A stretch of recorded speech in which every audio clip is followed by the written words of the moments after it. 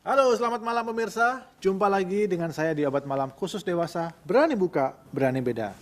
Pada episode malam ini, saya akan melakukan sedikit berbeda nih dengan episode-episode sebelumnya. Karena kami akan interview dengan narasumber di siang hari. Hal ini berkaitan erat dengan kisah tragis yang dialami oleh narasumber kami. Apa itu? Kita segera saksikan penuturan lengkapnya berikut ini.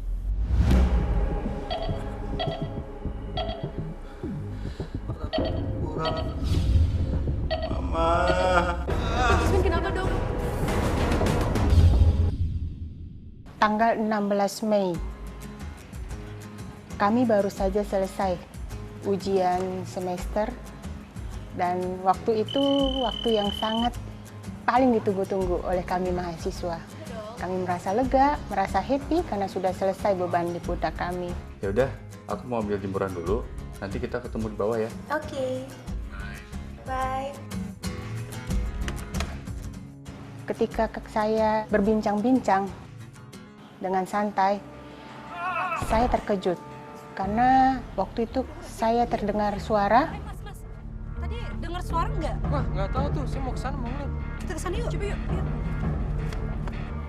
Ternyata sampai di luar saya kaget karena saya melihat calon suami saya yang tergeletak di sana dengan bersimbah darah. Lalu matanya bengkak dan tulang tumitnya itu keluar, Pak. Nah, waktu itu saya melihat hal seperti itu menjadi sangat syok dan histeris ya. Dan saya kaget, luka itu sangat parah.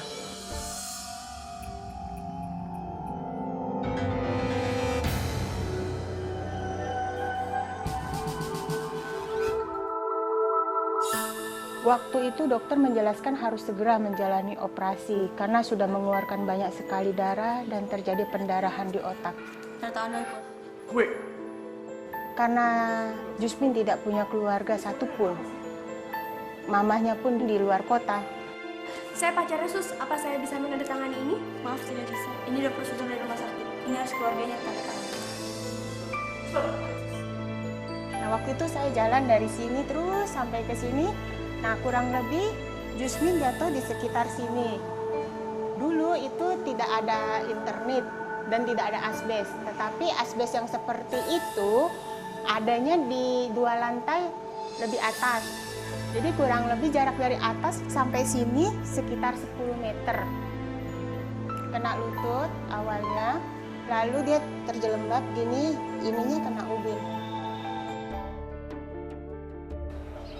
Hari itu saya betul-betul terasa putus asa, panik, nggak tahu harus berbuat apa. Karena kalau itu tidak ditangani dengan segera, maka pahit-pahitnya itu bisa meninggal dunia. Anda teman dekat Jusmin? Saya dosennya Jusmin. Dan saya juga bekerja di sini. Biar saya yang menjamin suster.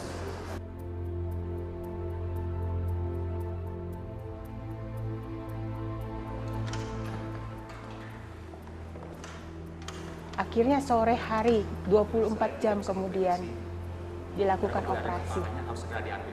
Tapi karena ini berhubungan dengan saraf otak, segala sesuatu bisa terjadi. Maksudnya dok? Dia bisa saja mengalami hilang ingatan, bahkan cacat mental.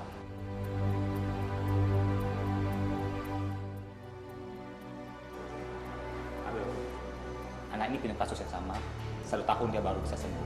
Sekalipun waktu itu Jusmin sudah menjalani operasi, tetapi hati saya masih terus terbawa-bawa, teringat-ingat dengan perkataan dokter. Menghadapi fakta pasca operasi itulah yang membuat hati saya juga belum bisa tenang.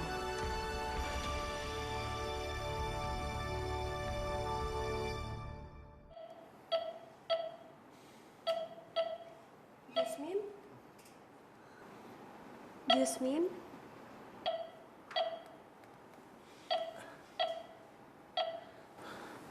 Mataku kurang.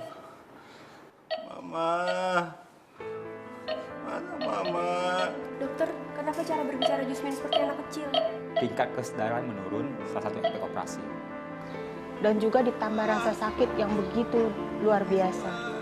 Sehingga ketika kita yang menjaganya itu menjadi sangat panik dan sangat sedih.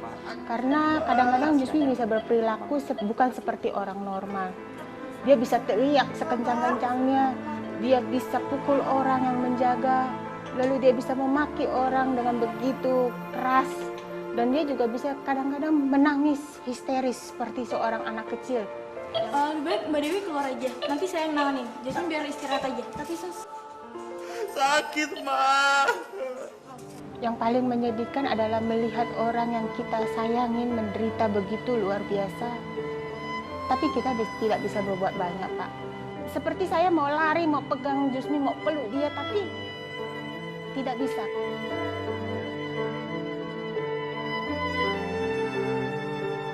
Seandainya Tuhan mengizinkan, boleh berbagi penderitaan.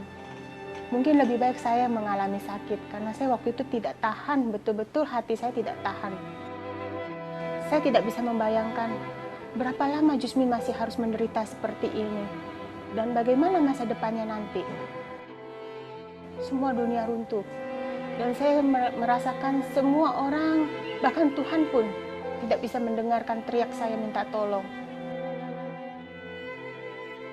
Saya juga memikirkan, kalau seumpama Jusmin harus menghadapi masa-masa sulit ini dalam waktu yang lama, bagaimana masa depan kami? Bagaimana hubungan kami? Apakah saya sanggup merawat dia dalam kondisi yang seperti orang cacat?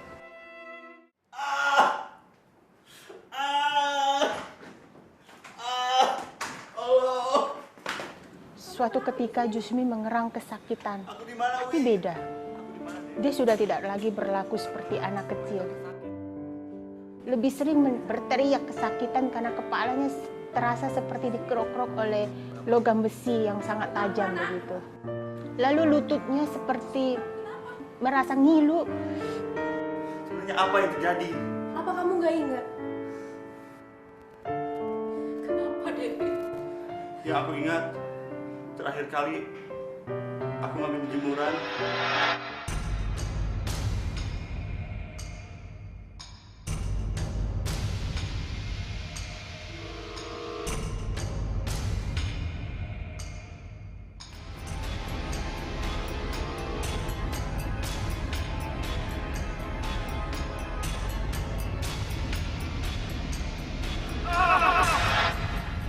Syukurlah kamu sadar.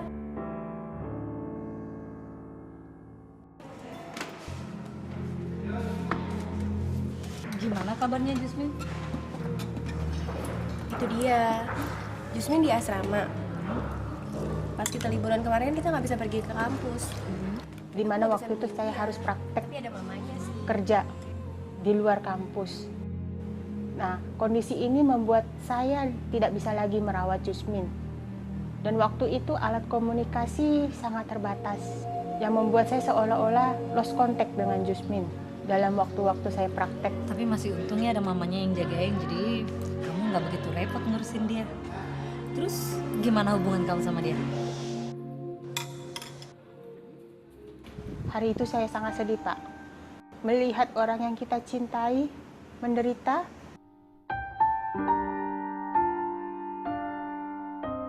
Dan saya secara pribadi sebenarnya ingin minta bantuan orang lain untuk bisa merawat Jusmin secara intensif di rumah. Tetapi Apa kamu masih mau sama dia dengan kondisi seperti itu? Coba kamu pikir dulu. ya sudah, semua sudah terjadi. Apa yang bisa kamu harapkan lagi dengan kondisi yang ada sekarang? Serahkan saja Jusmin sama keluarganya. Statement itulah yang sering saya dengar dari pihak keluarga saya maupun dari pihak kerabat saya. Halo Jusmin, ini Jusmin. Bukan, ini Martinus, Wi. Tinus. Ada apa Nus? Wi, Jusmin tuh akhir-akhir ini sering menyendiri, Wi. Kamu udah paksa dia untuk makan. Udah berusaha untuk ngajak dia makan, ngajak dia ngobrol, ngajak dia jalan-jalan, tapi dia kayaknya nggak mau keluar kamar, Wi. Aku bisa ngobrol sama dia sebentar nggak? Dia nggak mau, Wi. Keluar kamar aja dia nggak mau, apalagi ngobrol sama kamu. Mendengar itu saya menjadi sangat sedih. Kenapa Jusmin yang dulunya ceria, menjadi sangat terpuruk. Dalam diri saya sempat bertanya, orang macam apa saya? Kenapa saya tidak tahu berterima kasih? Padahal sebelum ini, Jusmin sangat baik sama saya. Dan Jusmin juga selalu baik pada orang lain. Jusmin selalu memberikan pertolongan tanpa imbalan. Jusmin selalu memberikan pertolongan tanpa meminta imbalan. Tapi saat dia tertimpa musibah, kenapa saya tega meninggalkan dia begitu saja? Ya Tuhan, aku udah lelah dengan ini semua. Jika Engkau ingin kami bersatu, tunjukkanlah jalan-Mu Tuhan.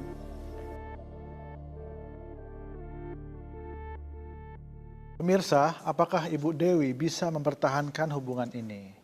Nah, rasanya kurang lengkap kalau kita tidak dengar langsung dari sisi Pak Jusmin. Sekarang Pak Jusmin sudah berada dengan saya. Pak, saya mau langsung bertanya aja. Saya dengar 12 tahun lalu Pak Jusmin sempat menarik diri.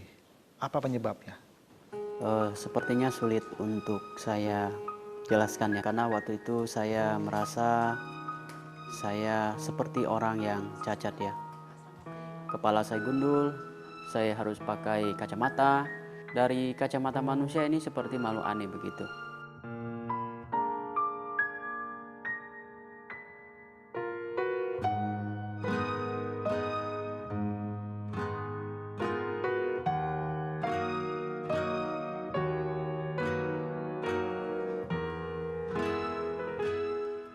Jusmin, Mama pulang dulu ke Kalimantan ya.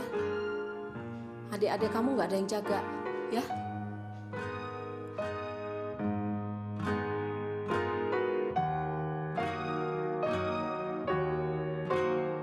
Orang-orang yang mengasihi saya meninggalkan saya.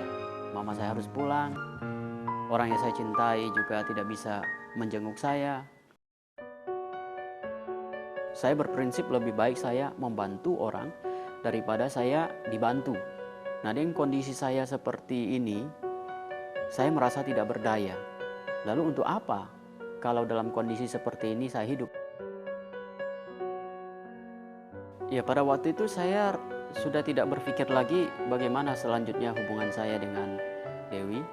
Tapi dalam kondisi begini, apakah saya masih layak untuk menjadi suaminya? Lebih baik saya pulang kampung saja. Saya bisa dirawat di sana. Cita-cita saya, harapan saya, impian saya ingin tinggalkan dan saya ingin kuburkan.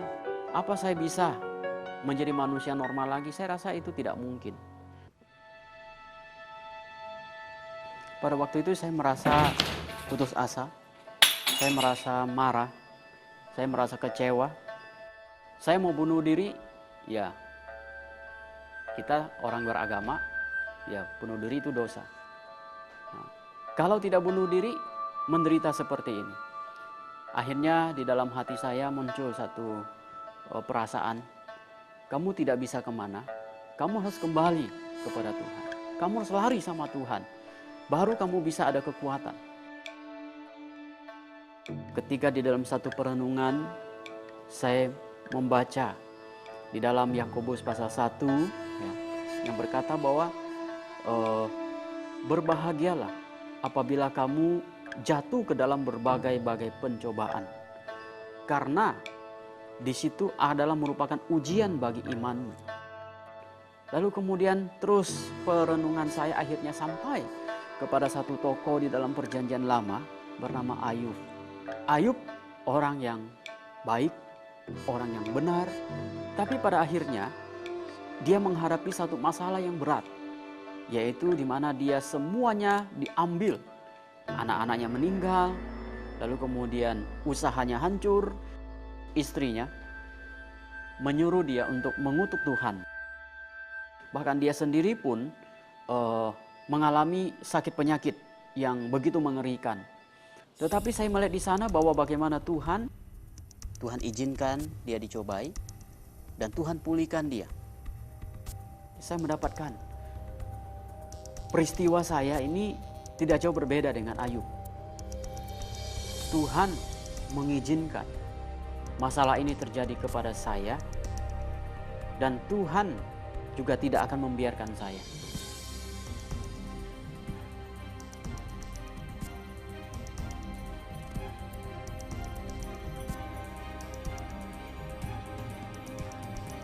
Seperti di dalam Roma pasal 8 ayat 28 berkata, Tuhan bekerja di dalam segala sesuatu untuk mendatangkan kebaikan bagi orang mengasihi Dia.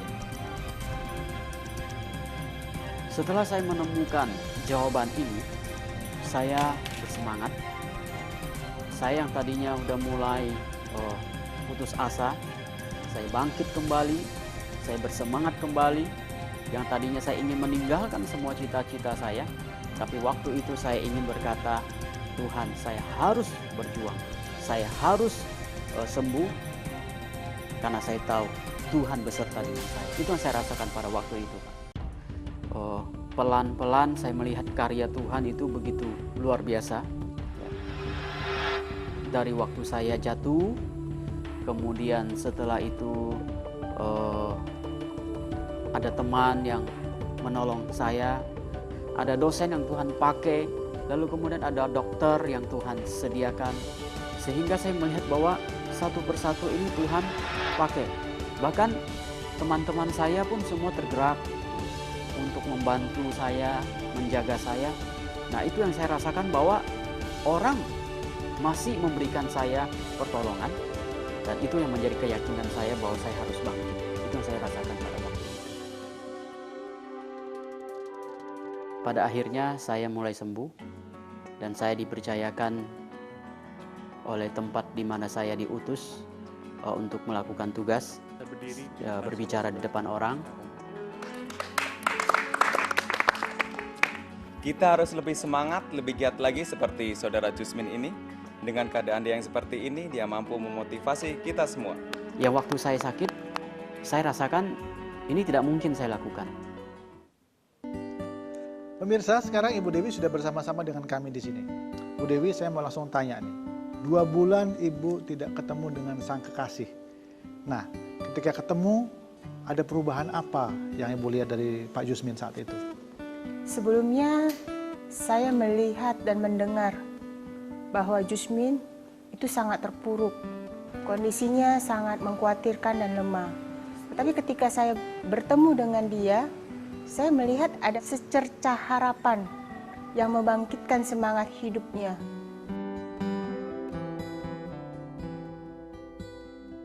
Saya merasa sangat bahagia melihat itu. Karena hati yang gembira itu adalah obat yang manjur. Dan ini semua menjadi satu jawaban doa saya selama ini. Dan mulai hari itu saya merasa yakin bahwa Tuhan izinkan untuk mendampingi Jusmin sampai suatu saat nanti ketika kami dipanggil Tuhan. Dengan semangat itu saya melihat perubahan Jusmin yang luar biasa. Hanya dalam waktu 4 bulan, Jusmin bisa melepas tongkatnya. Dan dalam waktu kurang dari 1 tahun, dia bisa kembali berjalan dan beraktivitas secara normal. Ya, Tuhan meneguhkan saya bahwa sekalipun mungkin di pandangan manusia ada banyak prediksi yang negatif, ya, tetapi justru di dalam Tuhan mengubahkan itu menjadi sesuatu yang indah.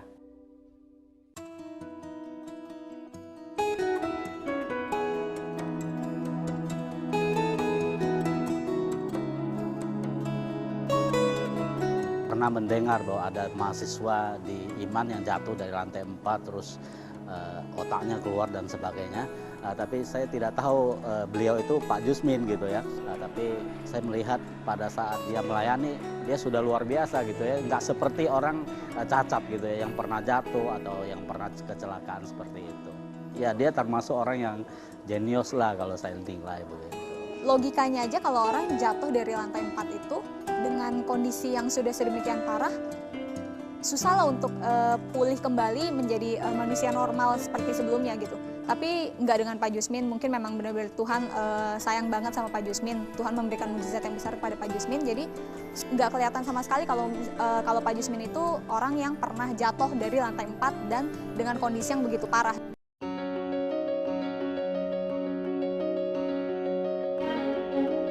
Dan saya juga bersyukur ya, Tuhan memberikan saya calon istri yang mendukung, memberikan semangat. Dan 1 tahun kemudian akhirnya kami menikah. Saya percaya bahwa kesetiaan dan kesabaran itu sangat manis. Buah dari kesetiaan dan kesabaran kami membuat Jusmin kembali sehat. Nah, sekarang kegiatannya apa nih?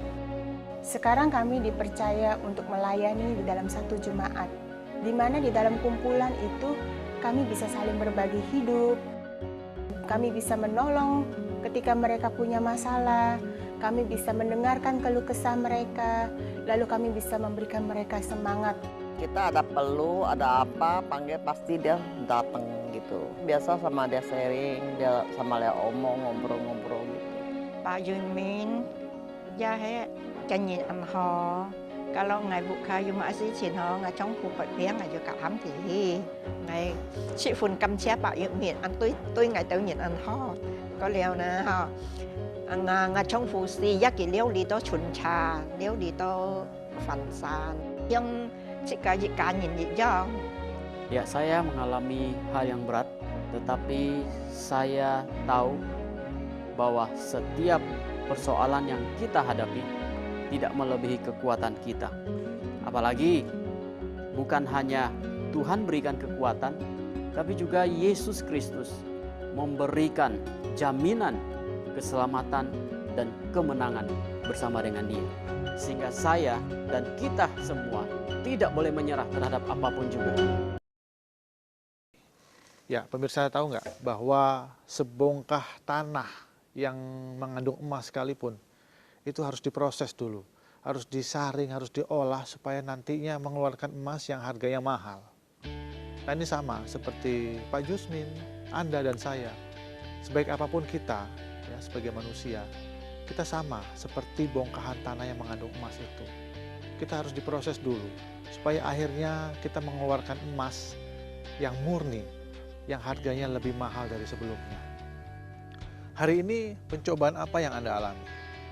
Kalau pencobaan yang Anda alami itu karena kesalahan Anda sendiri, ya Anda harus bertobat dan memperbaiki cara hidup Anda. Tapi kalau pencobaan yang Anda alami bukan karena kesalahan Anda harus bangkit dan membuang semua kekecewaan itu. Nah, ini yang harus Anda tahu ya, bahwa orang tenggelam itu bukan karena dia jatuh ke dalam air, tapi karena dia diam di dalam air. Kalau Anda jatuh saat ini, Anda harus bangkit, Anda harus membersihkan diri, lalu berjalan ke depan. Malam ini tidak kebetulan kalau Anda menonton acara ini. Artinya Tuhan sedang menguatkan Anda. Tuhan datang, Tuhan mengulurkan tangannya, dan Tuhan berkata seperti ini, ayo, aku ingin mengangkatmu dari lumpur itu. Aku ingin memperbaharui hidupmu. Aku ingin menuntun engkau kepada masa depan yang gemilang. Maukah Anda menerima uluran tangan itu dan berjalan bersama Tuhan? Malam ini saat yang tepat. Jika malam ini Anda mau untuk bangkit dan berjalan bersama Tuhan, kita berdoa dengan hati, kita katakan seperti ini. Tuhan, terima kasih Tuhan. Malam ini Engkau sudah datang untuk aku. Saat ini aku mau menyambut uluran tangan. Pegang aku Tuhan, raih aku, angkat aku. Malam ini aku ingin membuka hatiku. Masuklah Tuhan dalam hatiku, ubah kehidupanku. Tuntun aku supaya masa depanku lebih gemilang. Terima kasih Tuhan. Aku percaya aku saat ini berada di tangan yang tepat. Dalam nama Yesus aku percaya. Amin. Pemirsa, manusia itu memang tidak diciptakan seorang diri. Dia membutuhkan sahabat di sampingnya, apalagi ketika menghadapi persoalan, ya, masalah yang menyesakkan, yang berat. Dan kami ada untuk menjadi sahabat Anda. Kami mau membantu Anda, kami mau mendengarkan masalah Anda. Di bawah ini sudah ada nomor-nomor yang tertera, itu nomor kami. Anda bisa hubungi kami dan 24 jam kami siap melayani Anda. Dan percayalah, apapun masalah Anda, sebesar apapun masalah Anda, Tuhan mampu untuk menjadi jalan keluarnya.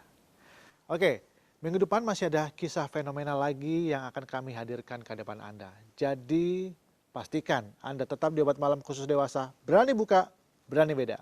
Selamat malam. Thank you, sama-sama. Ya. Ya, thank you. Terima kasih, ya, sama-sama, makasih. Ini tadi Opening ya. Hmm. Jangan kayak kawinan dong. Loh, kok sepi? Insert.